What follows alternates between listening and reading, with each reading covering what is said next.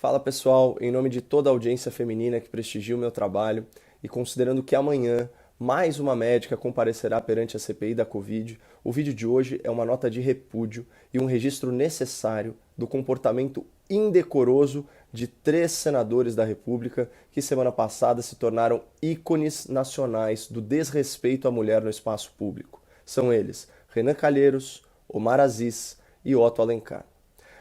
Ao interpelar, interromper, censurar, repreender, ameaçar, menosprezar as médicas depoentes, esses senhores sintetizaram na sua postura machista tudo o que existe de mais atrasado na convivência social, profissional e política entre homens e mulheres.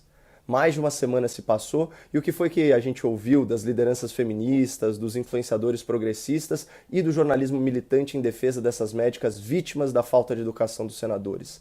Nada. Um silêncio ensurdecedor. O que nos leva a uma conclusão óbvia. A covardia sexista dos senadores continuará sendo varrida para debaixo do tapete enquanto todas essas grosserias estiverem a serviço dos interesses políticos da oposição.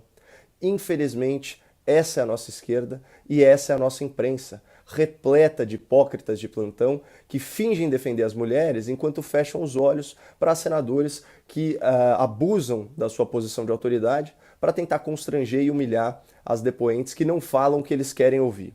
Portanto, o objetivo desse vídeo é bem claro: registrar e divulgar os fatos, defender as vítimas e desmascarar os seus agressores. Por isso, antes de mais nada, eu peço que você pause esse vídeo e faça duas coisas. Primeira, compartilhe esse conteúdo nas suas redes e envie o link desse vídeo por WhatsApp para mulheres que você admira. E segunda coisa, se você está me assistindo pelo Instagram ou pelo Facebook, por favor, marque aqui nos comentários alguma mulher da sua família. A sua mãe, a sua avó, a sua filha, sua neta, sua tia, sua sobrinha, sua madrinha, sua afilhada, sua prima, sua cunhada, sua nora, sua esposa, a sua namorada.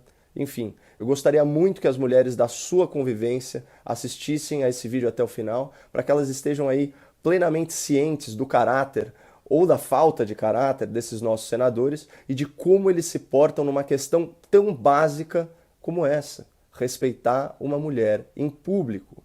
Por isso, eu insisto, compartilhe o vídeo, envie o link para mulheres que você admire e marque nos comentários mulheres da sua família. Será uma honra para mim. Bom, em primeiro lugar, vamos deixar bem claro quem são as personagens masculinas desse nosso enredo machista. Vamos começar pelo senhor Renan Calheiros das Alagoas, relator da CPI e o senador que detém o impressionante recorde nacional de investigações criminais, figurando em 11 ações penais somente no âmbito do STF. Na sequência, temos o senhor Omar Aziz do Amazonas, senador-presidente da CPI e um dos alvos da Operação Maus Caminhos da Polícia Federal, que levou à prisão temporária da sua própria esposa e que investiga o desvio de 206 milhões de reais da área da saúde no estado. E, finalmente, o senhor Otto Alencar da Bahia, senador titular da CPI, protagonista de um escândalo envolvendo grampos telefônicos contra adversários políticos. E aqui a gente já tem um primeiro ponto. São esses políticos de reputação duvidosa, biografia questionável e teto de cristal que detrataram as mulheres depoentes na comissão, sendo elas profissionais de destaque nas suas áreas de atuação na medicina e na saúde pública. Mas além de entender o perfil dos agressores, é importante identificar quais comportamentos sexistas foram praticados por eles. Posturas que, segundo os progressistas, o movimento feminista e a esquerda em geral, extrapolam a mera falta de educação e constituem padrões tóxicos de conduta que homens machistas utilizam para exercer dominância sobre as mulheres, muitas vezes valendo-se da sua posição privilegiada ou até mesmo da sua força física superior. Eu vou destacar aqui 3 desses padrões, todos eles batizados na língua inglesa. O interrupting, aquele expediente de não permitir a uma mulher que ela conclua o seu raciocínio, né, realizando sucessivas interrupções à sua fala, inclusive aumentando o tom de voz e interpelando a interlocutora com agressividade. O mansplaining, aquela forma condescendente com que um homem explica a uma mulher coisas simples, coisas óbvias, em tom paternal ou professoral, como se ela já não soubesse de tudo aquilo. E finalmente o gaslighting, que é uma manipulação psicológica com o objetivo de confundir a mulher, disseminando dúvidas fictícias e fazendo-a questionar a sua própria memória, o seu próprio juízo e até mesmo a sua própria percepção da realidade.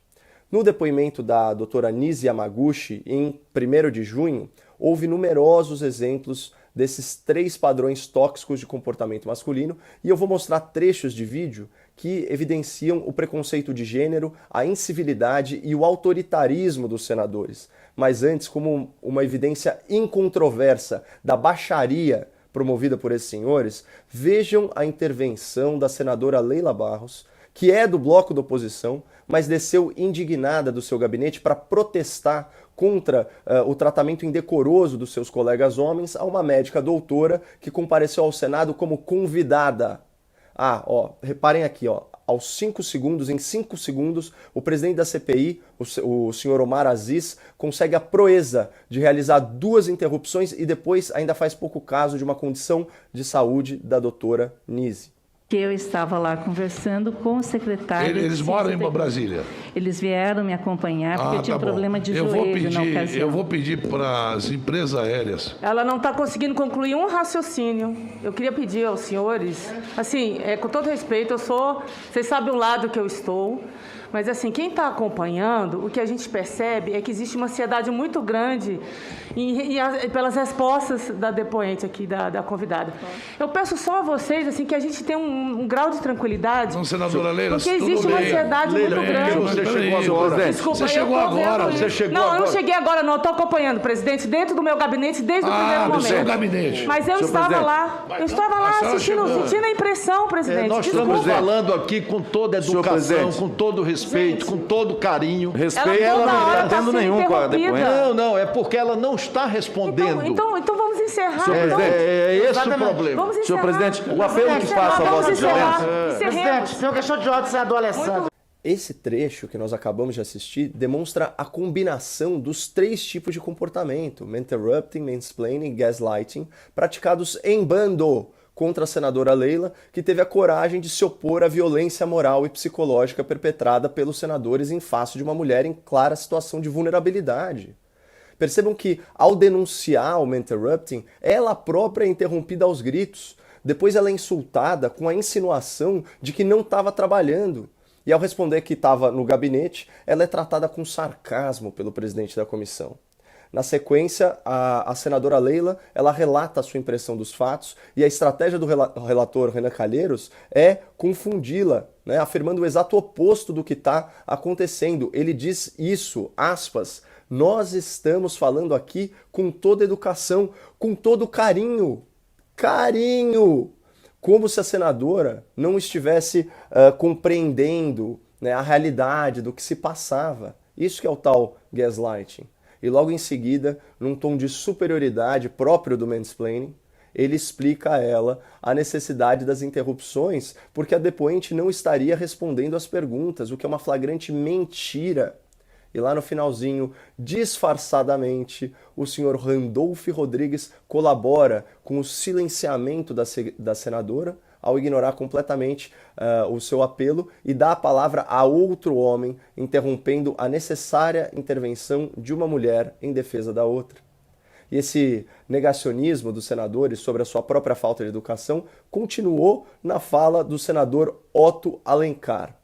Mas percebam como a senadora Leila soube descrever com exatidão o que estava acontecendo. Eu estou desde o início, conversei antes com a doutora Nise Yamaguchi, ninguém a tratou aqui de forma descortês, todo mundo tratou muito bem. Não é descortês, eu fui citada, não é descortês, senador, ela não concluiu nem, desculpa gente, eu estou vendo lá da TV. Sim, é o direito meu falar, eu vou falar aqui como senadora também, eu vi isso, essa foi a minha percepção. E se ela está aqui sendo convidada para passar o raciocínio dela, é só isso que eu estou pedindo. Eu não estou dizendo quem está certo ou errado, mas na qualidade disso, já deixa a pessoa tensa, ela não consegue concluir nenhum raciocínio nenhuma vez, porque sempre tem um... Mas se você não fez isso, não fez aquilo, é só pedir paciência. Bom, 4 horas depois dessa discussão, o registro em vídeo da CPI demonstra como esse comportamento opressor dos demais senadores surtiu efeito e impactou a senadora Leila. Na sua participação final, ao invés de manter uma postura combativa, ela busca de forma mais acoelhada se justificar por ter feito a coisa certa. Vejam só que triste. Eu só gostaria de esclarecer que a minha intervenção não foi para defender nem A e nem B. Eu simplesmente quis garantir aqui o direito, né, da palavra da depoente. Senadora, a senhora não tem que esclarecer nada, nada. Esse certamente será um dos pontos altos da sua vida pública. A defesa em rede nacional de uma mulher séria e trabalhadora que estava sendo maltratada por uma elite masculina privilegiada e bancada com dinheiro do povo. Mas enfim, eu selecionei aqui para vocês um vídeo de cada senador para ilustrar o desrespeito à mulher patrocinado pelo Senado Federal.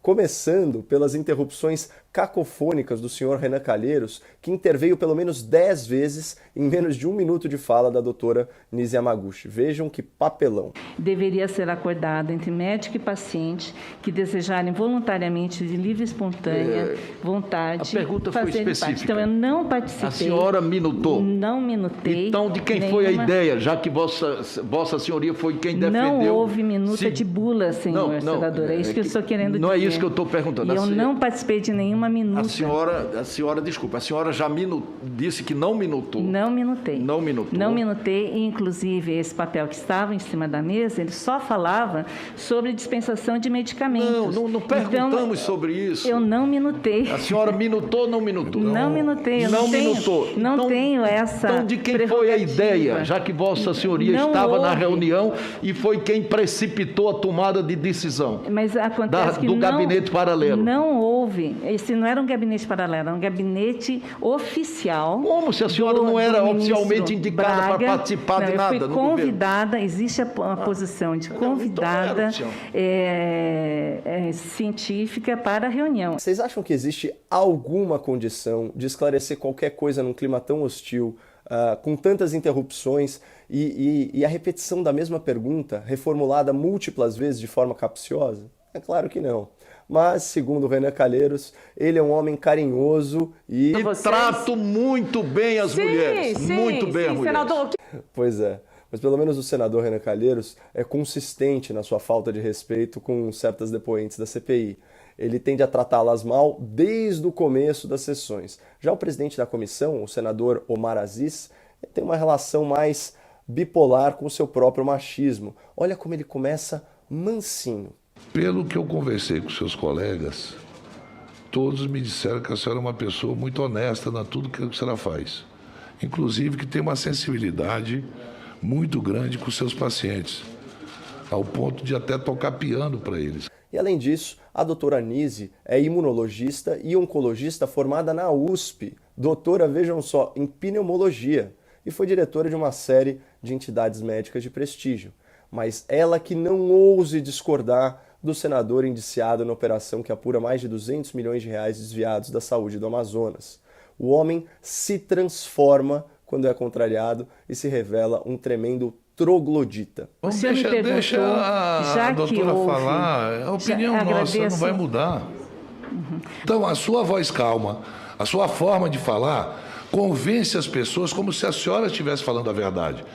Infelizmente, doutora Anice, o que os seus colegas me falaram, eu retiro completamente. Eles estão totalmente equivocados em relação à senhora. Eu aposto que o senador também acha que a Polícia Federal está totalmente equivocada em relação às suas condutas e dos seus familiares.